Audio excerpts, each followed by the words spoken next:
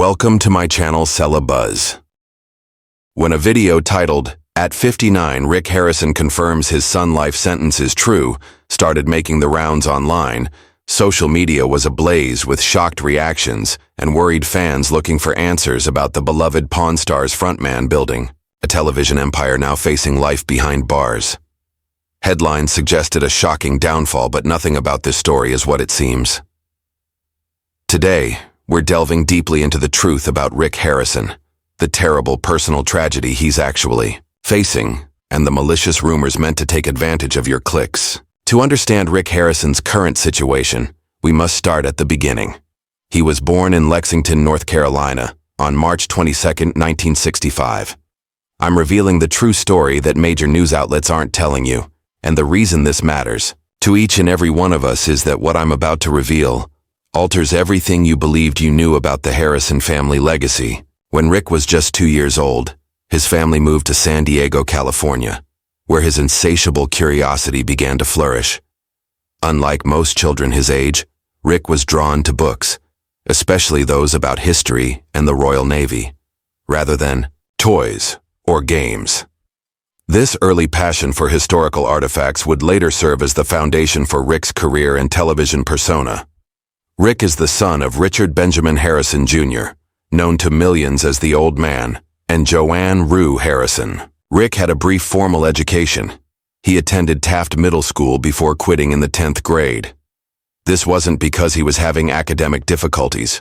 Rather, it was because his entrepreneurial spirit was already emerging, and he was keen to pursue real-world business endeavors rather than traditional classroom instruction. This unconventional choice put Rick on the path that would ultimately lead to unheard-of success. An important year in the Harrison family's history was 1981. In Las Vegas, Nevada, Rick and his father founded the Gold and Silver Pawn Shop. What started out as a small family enterprise grew in recognition throughout the neighborhood, and the Harrisons became experts in identifying and appraising a wide range of goods, including jewelry, weapons, historical artifacts, and auto collectibles. For almost 30 years, the store was almost forgotten until a single phone call in 2009 brought television producers to the Harrisons with an idea that would forever alter their life. When Pawn Stars debuted on the History Channel, it introduced viewers to the intriguing realm of historical treasures and pawnshop negotiations. Suddenly, their once local business was drawing travelers from all over the world, and their knowledge was being beamed into millions of homes as the show became an instant hit, launching Rick, his father, his son Corey, and family friend Austin Chumley Russell to international renown. The Harrison family used the cultural phenomenon that Pawn Stars fame produced to grow their economic endeavors. The pawn shop developed into a popular tourist attraction. Sales of items skyrocketed, and spin-off potential increased. Rick became a popular favorite due to his unique personality, which combined astute financial sense with authentic historical knowledge. Although his catchphrases and negotiating strategies became well known, and the Harrison family name came to represent professional authenticity and appraisal, Rick's life wasn't without major obstacles when he wasn't in the spotlight. When Rick's mother, Joanne Harrison, then 81, filed a lawsuit against her son in 2022, the pressures of fame, business expansion, and family dynamics inevitably led to tensions. According to court documents, Joanne claimed that Rick had manipulated the situation during her incapacitation to gain greater financial control, and that Rick had wrongfully taken over the ownership of the Gold and Silver Pawn Shop after she recovered from a serious medical episode that left her in a coma. Rick adamantly refuted these claims, claiming that all business dealings were carried out morally and lawfully. Eventually, the parties came to an out-of-court settlement, and Rick was never charged with a crime. The settlement also provided legal closure. As if court cases weren't difficult enough, the public nature of the conflict surely damaged family ties that had previously appeared impenetrable on television. Unlike his brother Corey, Rick's son, Adam Harrison, passed away at the age of 39 from a fentanyl overdose in January 2024, causing him to suffer a terrible personal tragedy. Although Adam had mostly avoided the spotlight by leading a more quiet life, his battle with addiction was a terrible reality that the family had to deal with behind closed doors following this unfathomable tragedy. In numerous interviews, Rick has been incredibly candid about his sadness, describing the everyday anguish of losing a kid and considering the family's attempts to assist Adam in overcoming his addiction. It's the call you'd rather not get. In a very moving conversation, Rick revealed that you always question everything you've done, if you could have done more, or whether you could have tried something new. Losing a kid is the worst thing that can happen. His openness in talking about this tragedy has struck a chord with many addiction-affected families, drawing attention to the terrible effects of the opioid crisis. After Adam's tragic death, Rick changed from a television personality and businessman to a vocal opponent of the fentanyl epidemic that is sweeping America. He has used his platform to advocate for tougher border controls to combat drug trafficking, calling fentanyl poison rather than a drug, and calling for harsh penalties for those who distribute it. Rick has said that this isn't about politics, but rather about saving lives. When you lose someone you love to this poison, you realize how urgently we need real solutions despite these difficult personal struggles.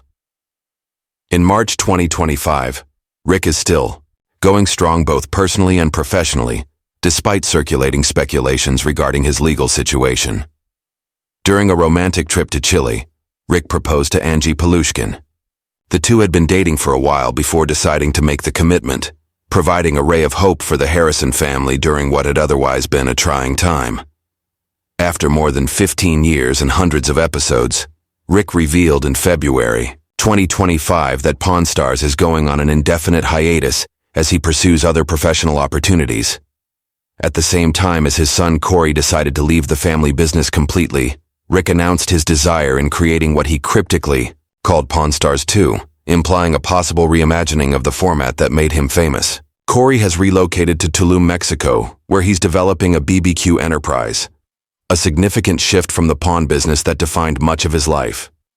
These true developments in Rick's life make the spreading misinformation about him facing a life sentence all the more troubling. As of April 2025, Rick Harrison is completely out of jail and is still operating as a free man, running the gold and silver pawn shop and appearing in public. In fact, he was a special guest at the 44th Annual Home and Garden Show at Mohegan Sun in Connecticut, where he met with fans and talked about his experiences. The clickbait video that started these rumors was created to take advantage of the Harrison family's actual tragedy by creating a sensational criminal narrative. The spread of such misleading information reveals a worrying pattern in our digital environment. The makers of clickbait are aware that engagement is fueled by emotional responses, and that few emotional triggers are as potent as witnessing a well-known public figure reportedly facing significant criminal charges. The producers of such content take advantage of the fact that many viewers will respond to headlines and thumbnails without checking the information, leaving comments and unintentionally disseminating false information before learning the truth. This pattern is especially damaging when it coincides with actual tragedies. Rick has been incredibly open about his son's death from a fentanyl overdose, utilizing his platform to spread awareness of this issue, while the Harrison family's real battles with addiction, loss, and grief have been commercialized and twisted for clicks and views. This real suffering is turned into false criminal accusations by the clickbait machine for Rick. Dealing with these untrue rumors makes an already difficult time even more difficult.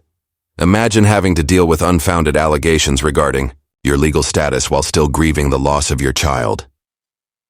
Since the dissemination of false information has real-world repercussions, why does this matter outside of a single celebrity family when the psychological effects of such public disinformation can be profound, impacting not just the targeted individual, but also their entire family and business network?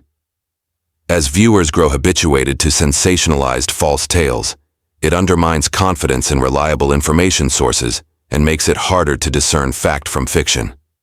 For those who are dealing with problems like the Harrison family's addiction, loss, and legal disputes, their capacity to critically connect with news further deteriorates. Witnessing these delicate topics exploited for page views may be deeply hurtful. The truth of Rick Harrison is both more commonplace and more profound than what the clickbait would have you believe. He is a father trying to uphold his family's heritage while grieving an unfathomable loss rather than a criminal facing life in jail. He is a businessman who looks for new chances and adjusts to shifting market conditions. He's an advocate utilizing his position to raise awareness about the catastrophic impact of fentanyl, while Rick continues to navigate these personal and professional transitions.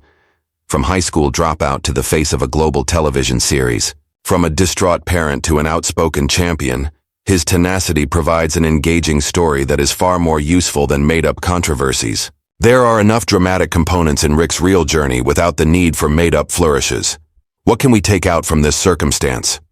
First, the vital significance of media literacy in a time of disinformation. Before sharing startling information about prominent personalities, take a moment to confirm it with reliable sources. Finally, as we wrap up our investigation into the truth behind the clickbait headlines, keep in mind that behind every celebrity is a real person, with real struggles deserving of basic dignity. Perhaps we can be inspired by Rick's resilience, his ability to face significant loss and legal challenges while continuing to build his future. Harrison, Rick. In a world where algorithms prioritize sensationalism above content, I want to leave you with this thought.